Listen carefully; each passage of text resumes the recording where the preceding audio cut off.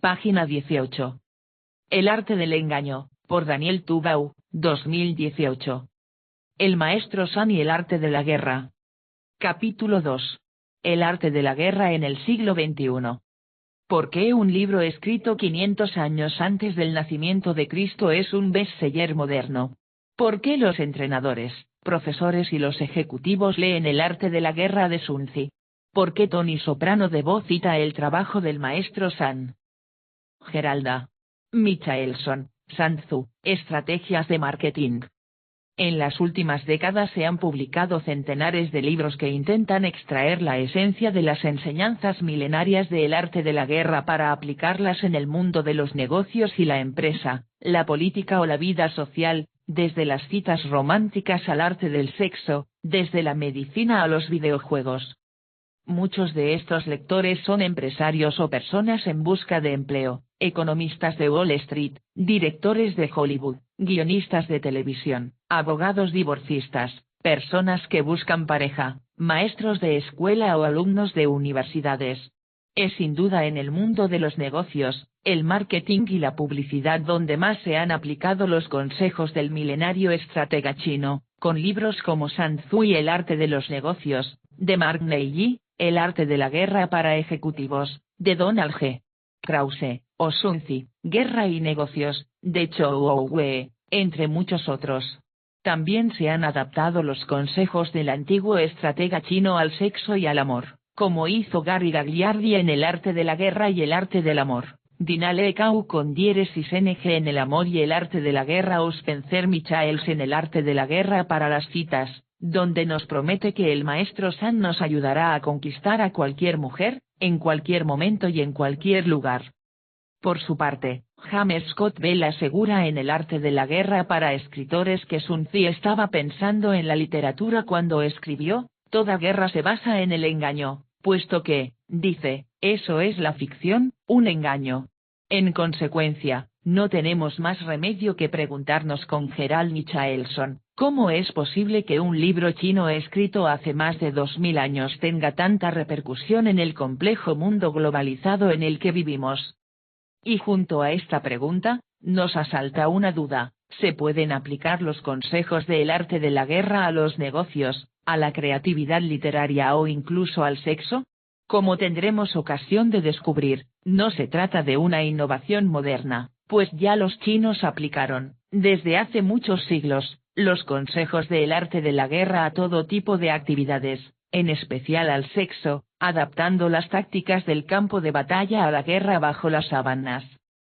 Aunque hoy en día la mayoría de sus lectores no sean soldados o generales ni hayan participado en conflictos bélicos, El arte de la guerra se usa como libro de texto en todas las academias militares y es sin ninguna duda el libro de estrategia más conocido del mundo. Sus consejos fueron fundamentales para que Japón, después de siglos de aislamiento, fuera admitido entre los países civilizados, no gracias a su gran cultura, sus artes decorativas o a la ceremonia del té, sino, como decía Okakura Kakuzo, por ser capaz de destruir ejércitos y vidas humanas con la misma eficacia que las potencias occidentales. El gran artífice de la sorprendente victoria de Japón sobre Rusia en 1905, el almirante Togo Eiichiro, era un admirador del arte de la guerra y combinó sus consejos con el conocimiento de las técnicas militares de Francia, Alemania o Gran Bretaña. Tras la Primera Guerra Mundial, el británico Basil Dillard desafió la autoridad del hasta entonces indiscutido maestro de la estrategia occidental, Carl von Clausewitz, gracias a aquel estratega chino llamado Sun Tzu o maestro San, al que se atribuye el arte de la guerra. Clausewitz había popularizado las reglas de la guerra napoleónica, que suelen resumirse en la concentración de la fuerza, la detección del punto débil del enemigo y la destrucción del ejército vencido para impedir que pueda reagruparse. TV escribe. Von Clausewitz pregonaba entonces: muerto el perro, se acaba la rabia. Sun Tzu hablaba de castrar, desmoralizar y aniquilar la voluntad del adversario, convirtiéndolo en siervo voluntario. Pero, el que claudica y es dejado con vida, si es inteligente, en cuanto tenga oportunidad, va a contraatacar, se va a agrupar y regresará con mayores bríos, y de este modo, La guerra nunca termina. Tubau escribe. Sin embargo, durante la Primera Guerra Mundial se había inventado una estrategia capaz de invalidar los preceptos napoleónicos, cuando se construyeron muros que no se elevaban hacia el cielo sino que se hundían en las profundidades de la tierra, las trincheras. A lo largo de miles de kilómetros, los soldados resistían los bombardeos, impedían el avance frontal del enemigo y evitaban las batallas campales con cargas de caballería. Allí, bajo tierra, los soldados, a apenas cientos de metros del enemigo, veían transcurrir los días, los meses e incluso los años, sumergidos en el fango y las heces, en una guerra que espantó al mundo y que acabó con cualquier idea romántica acerca del soldado que avanza valeroso hacia el enemigo. Lee Dellard, que había presenciado el horror e incluso había participado en la batalla de Somme, llegó a la conclusión de que el ataque directo y los métodos napoleónicos no tenían sentido en el mundo moderno y que había que concebir la guerra de otra forma. Llevado por el meritorio propósito de promover una guerra más humana, Lee Dellard investigó en los archivos de la Enciclopedia Británica y descubrió algo sorprendente. A pesar de las ideas popularizadas por Clausewitz, el llamado enfoque directo no solo no había sido el habitual a lo largo de la historia, sino que, además, era la excepción. En realidad, solo se había dado en periodos muy concretos.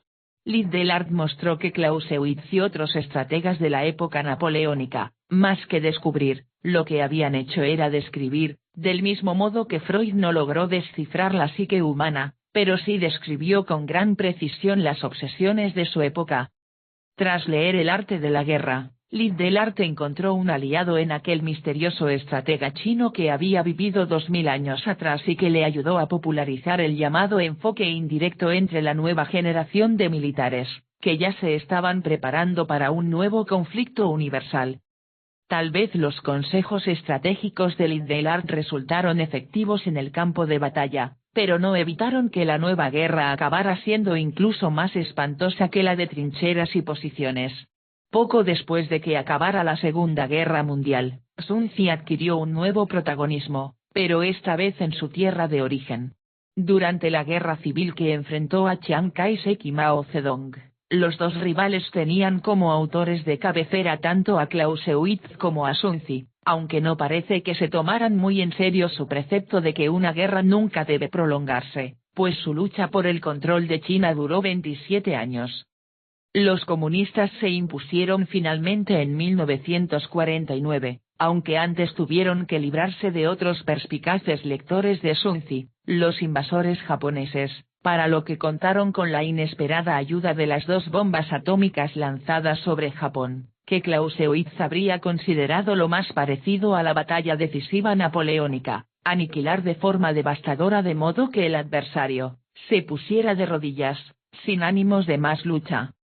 La nueva China comunista, aliada de la Unión Soviética, participó de manera activa en una nueva guerra, más silenciosa y menos sangrienta pero que duró décadas, la Guerra Fría, durante la cual aumentaron las ocasiones para poner en práctica los consejos del arte de la guerra.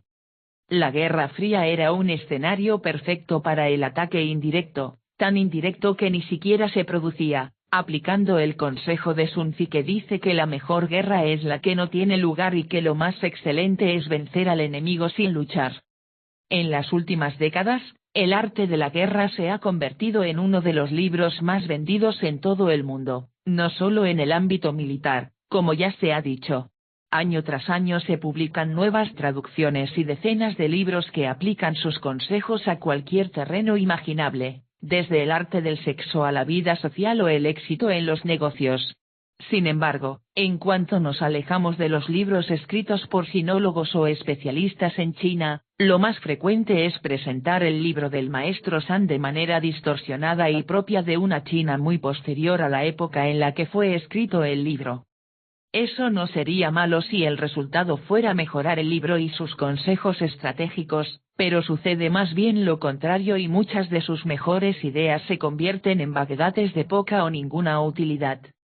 Por eso, en la primera parte de este libro conoceremos la época en la que vivió Sun Tzu, intentaremos descubrir quién era ese escurridizo maestro San y, finalmente, sabremos cómo se transmitió el arte de la guerra a lo largo de más de 2000 años, de una manera accidentada y con un desenlace sorprendente. La segunda parte se dedica a la teoría y la práctica del arte de la guerra, a sus lecciones estratégicas y a sus consejos, aplicables no solo a la guerra, sino a cualquier situación en la que tengamos que relacionarnos con otras personas. TV escribe. Al relacionarnos con otros, está latente la guerra no declarada, la guerra oculta, ladina y tramposa. Tubau escribe. Finalmente, el lector podrá disfrutar de la lectura de El arte de la guerra, en una traducción realizada por Ana Aranda Baserot, en la que se tienen en cuenta los últimos descubrimientos arqueológicos, que nos están obligando a reescribir la historia de la antigua China. Tras la traducción, incluimos una extensa sección con abundantes comentarios, que ponen el acento en textos coetáneos del libro, al contrario que muchas versiones que recurren a interpretaciones muy discutibles, por recurrir a unas claves culturales inexistentes en la época en la que vivió el autor o los autores de El arte de la guerra. Nuestro libro se completa con una traducción comentada de las 36 estratagemas chinas, una lista de consejos relacionados con el arte del engaño, que se ha atribuido también a Sun Tzu a sus seguidores. Finalmente, se ofrece un compendio de 100 consejos tácticos y estratégicos de Sun Tzu que aparecen a lo largo de este ensayo. TV escribe. Mostrar abiertamente las intenciones, es exponerse a ser vapuleado. El arte del camuflaje, la simulación, el navegar con perfil bajo, es crucial para sobrevivir en un mundo donde se gestan mafias, acuerdos ocultos o descarados, cuando se cuenta con poder. Junto a cualquier lectura sobre el arte de la guerra, podría leerse muy bien de manera simultánea, el libro El arte de la prudencia de Baltasar Gracián, que tiene en sus aforismos, una exquisita elegancia. Página 22.